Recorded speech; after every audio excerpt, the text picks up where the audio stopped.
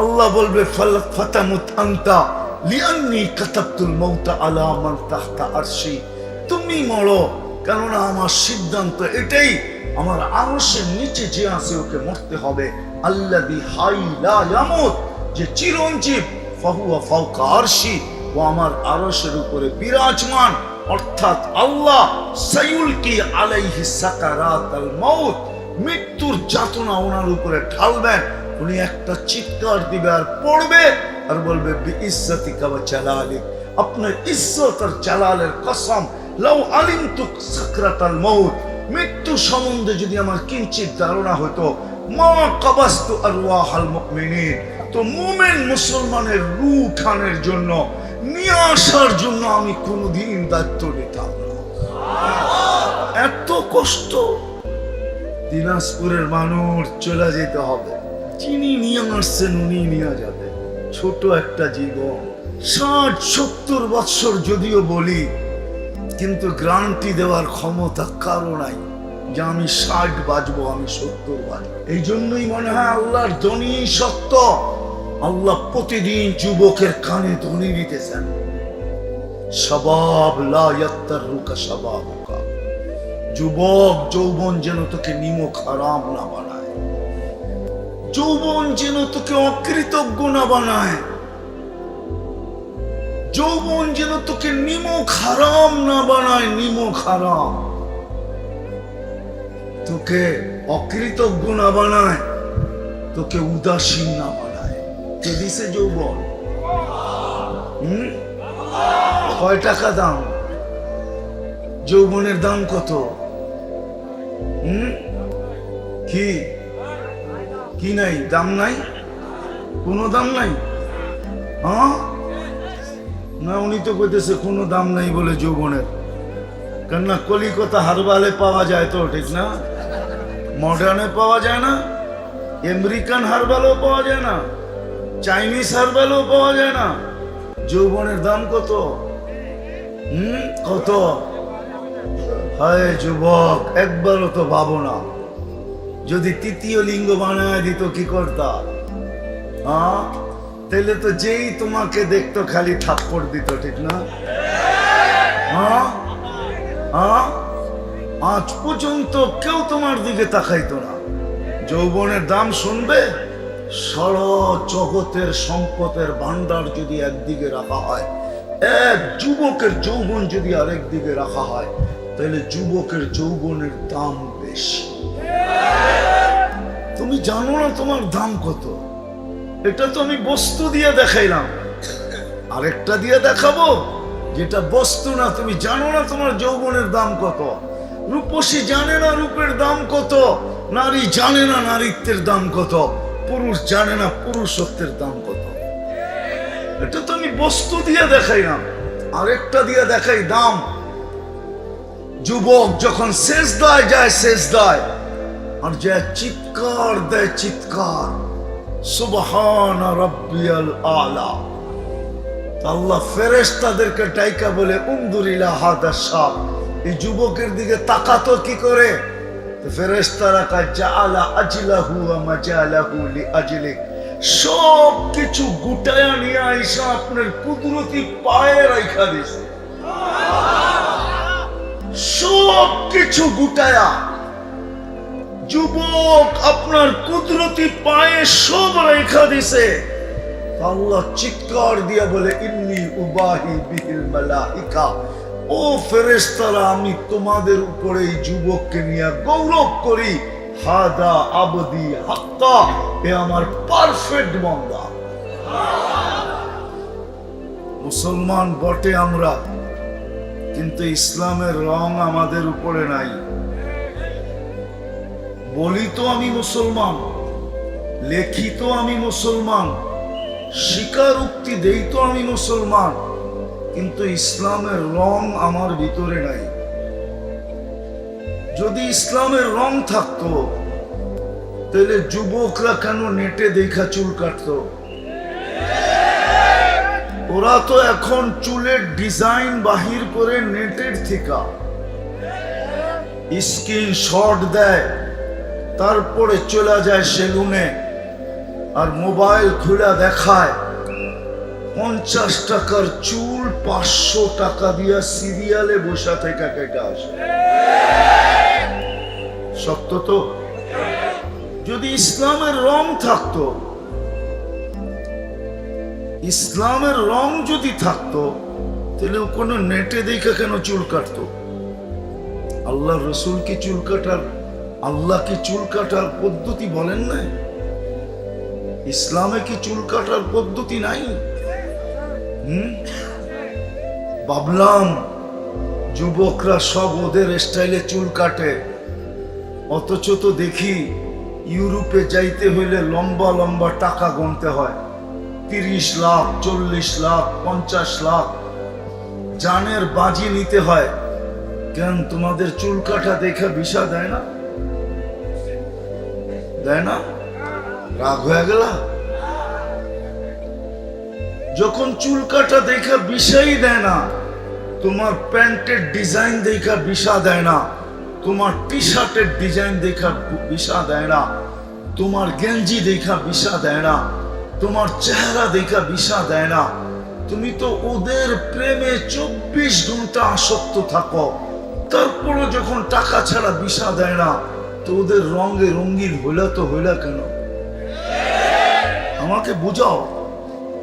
আমি যেটা বুঝাইতে চাইতেছিলাম যে মুসলমান বটে, স্বীকারোক্তি দেই বটে, কাগজে কলমে লেখি বটে, প্রচার করি বটে আমি মুসলমান, কিন্তু ইসলামের রং আমার ভিতরে কতটুকু? যদি ইসলামের রং থাকতো, তাহলে যুবক কেন নেটে দেখা চুল কাটতো? যুবতীরা কেন গ্রাম গঞ্জে কেন পার্লার হতো? গ্রামে পার্লার নাই? নাই? হ্যাঁ, নেটে দেখা কেন সাজুগুজু করতো? সব যুবতীরাই তো নেটে দেখা সাজে, সব মা বোনরাই তো কাপড় চোপড়ের ডিজাইন নেটের থেকে বাহির করে। ইসলামে কি কোনো কাপড়ের ডিজাইন নাই? ইসলামে কি সাজগোজ নাই? যদি থাকে তাহলে আমার কথা সত্য, আমি মুসলমান বটে, কিন্তু ইসলামের রং কতটুকু আমার ভিতরে? চলে তো যাব, থাকার সুযোগ এখানে কারো নাই। যিনি নিয়ে আসছেন উনি নিয়ে যাবে, নিজ ইচ্ছায় আসি নাই, উনি নিয়ে আসছে। উনি আল্লাহর ইচ্ছায় আমাদের অস্তিত্ব। এই জন্যই তো আল্লাহ বলে, মান আরাদা আন্নি নাদাইতুহু মিন করিব। যখন আমাকে ভুলা যায় সবকিছু পাওয়ার পরে, তো আমি বড় কাছের থেকে ডাকি, ইলা আইন, কই চললি?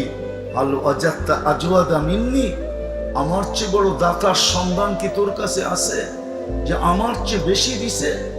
তারপরে আল্লাহ গণাইতে শুরু করেন, আমা কুনতা মা আম্মাহিনা, তুমি কি নিকৃষ্ট পানির ফোঁটা ছিলে না?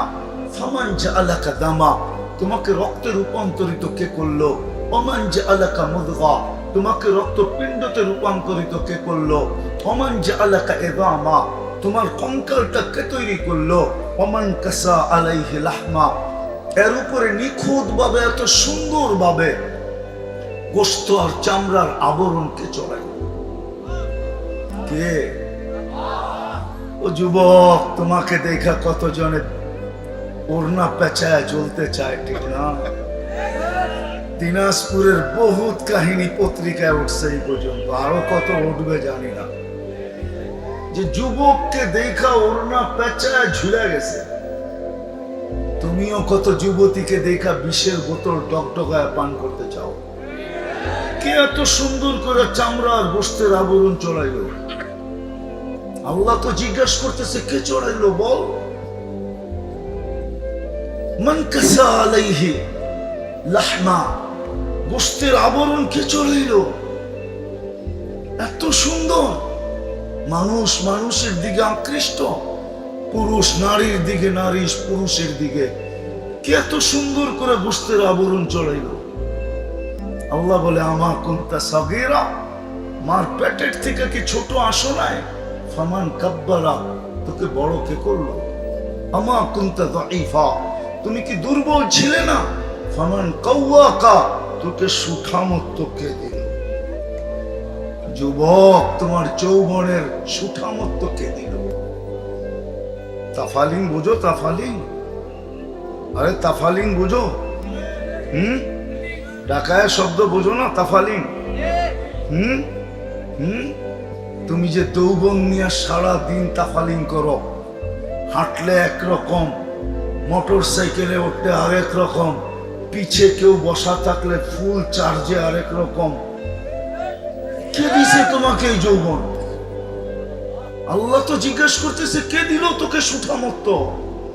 আমা কুনতা যায়ীফা, তুই দুর্বল ছিলি না। আমা কুনতা সাগীরা ফামান কাব্বারা, তুই ছোট ছিলি, তোকে বড় কে করলো? আমা কুনতা যায়ীফা, তুই দুর্বল ছিলি। ফামান কাওয়াকা, তোকে শক্তিশালী সুঠামত্ব কে দিল? আমা কুনতা জাহিলা, তুই মার পেটের থেকে অজ্ঞ আসিস নাই। ফামান আল্লামাক, বল তোকে শিক্ষিত কে করলো? কে কে শিক্ষিত করলো? শিক্ষিত লোকগুলা তখন আল্লাহকে চিনি না। আমার সমাজের 90% শিক্ষিত মানুষই তো আল্লাহকে চিনে না, অথচ ওকে শিক্ষিত কে করলো? যুবক, তোমাকে শিক্ষা কে দিল? দীক্ষা কে দিল? হায় হায় হায় হায়, যদি জাদু জানতাম তো আমি দিলের ভিতরে ফাইরা বোড়া দিতে পারতাম, তাইলে হয়তো দেখাইতে পারতাম। যদি প্রজেক্টর থাকতো, দিলের ব্যথা দেখানোর যদি কোনো প্রজেক্টর থাকতো, তাহলে আমি দেখাইতে পারতাম আমার ভিতরে ব্যথা কত। আমি ব্যথা নিয়ে বলতেছি। আল্লাহ বলে, তোমাকে শিক্ষিত কে করলো? আমা কুনতা মিসকিনা, তুমি কি মার পেটের থেকে নিশ্চয় আসো নাই? তারপর আল্লাহ চিত্র তুলে ধরছে, ফালা লাকা সিন্নুন তাখতা, তোর তো দাঁত ছিল না, তোর থেকে কাটবে। ওয়ালা লাকা লিসানুন তানতিক, জিহ্বা ছিল, বাক শক্তি ছিল না। ওয়ালা লাকা উদুনুন তাসমা, কান ছিল, শ্রবণ শক্তির কার্যকারিতা ছিল না। ওয়ালা লাকা আইনুন তানদুর, চক্ষু ছিল, দৃষ্টি শক্তির কার্যকারিতা ছিল না। ওয়ালা লাকা আকলুন তুমাইয়িজ, মগজ ছিল, ভালো মন্দ বুঝার ক্ষমতা ছিল না। ওয়ালা লাকা কলবুন তাতাফাক্কার, দিল ছিল, চিন্তা কি জিনিস তুমি জানতে না। ওয়ালা লাকা ইয়াদুন তাফতিশ, হাত ছিল, ধরার ক্ষমতা ছিল না।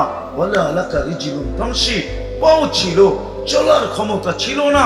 আলাইসা কাযালিক, এরকম তুমি ছিল না। ফামান আগনাকা, তোকে স্বয়ং সম্পূর্ণ কে করলো?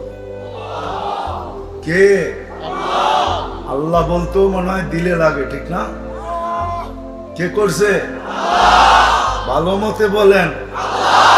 আল্লাহ বললে 40 নেকি পাওয়া যায়। 40 নেকি পায় নাকি? আল্লাহ বললে 40 নেকি মিলে। আর যদি মনের থেকে বলতে পারে, যেইভাবে বলার ওইভাবে বললে হার্ড ওপেন হয়ে যায়। ওপেন হার্ডে কোনোদিন সংকীর্ণতা হয় না। আজকে হার্ডের সংকীর্ণতা এই জন্য আল্লাহ বলার মতো বলে না, ভিতর থেকে বাহির করে না। আল্লাহ মেনমেনায় আল্লাহ বলে। কে দিছে? কে? 40 নেকি মিলবে। 40 নেকি। এই উম্মত 1 নেকি দিয়া জান্নাতে যাবে। 1 নেকি দিয়া। আপনার কাছে তো 40টা আছে। যতবার বলবেন ততবার 40, যতবার বলবেন ততবার 40। 1 নেকি দিয়ে জান্নাতে যাবে। কিতাবে আছে 1 ব্যক্তির 1 নেকি লাগবে পাশ করার জন্য। আল্লাহ পরীক্ষামূলক কিয়ামতের মাঠে ওকে ছেড়ে দিবে, বলবে যা 1 নেকি নিয়ে আয়। তো আত্মীয় স্বজনের কাছে ঘুরতে ঘুরতে ঘুরতে ঘুরতে নৈরাশ হইয়া, ক্লান্ত হইয়া, বিমুখ হইয়া, 100 ভাগে 100 ভাগ নিশ্চিত হইয়া যে আমি জাহান্নামী, চলে আসবে ফিরা। পথের মাঝে একজন ব্যক্তি ডাকবে, যে অপরিচিত, জিজ্ঞাসা করবে তোমার এই চেহারার অবস্থা কেন? বলছে আপন জনের কাছে বললাম, কোনো কাজে দিল না, তোমাকে তো চিনি না। বলছে পইলা দেখো না, কাজে লাগতে পারে বা মনটাও হালকা হতে পারে। বলছে একটা নেকি, বলে তারপর জান্নাত। তো ও হাসবে আর বলবে এক নেকি, এই ল এক নেকি, বাগেন থেকে এক নেকির জন্য এই অবস্থা। তো এক নেকি পাবে না আকাশের চাঁদ পাবে? হ্যাঁ, ওর খুশির অন্ত থাকবে না। ছুটবে আল্লাহর কাছে, পৌঁছবে। আল্লাহ জিজ্ঞেস করবে এত খুশি কেন? নেকি মিলা গেছে। আল্লাহ জানেন, আল্লাহ জানেন। বলবে কোত্থেকে মিললো, কে দিল?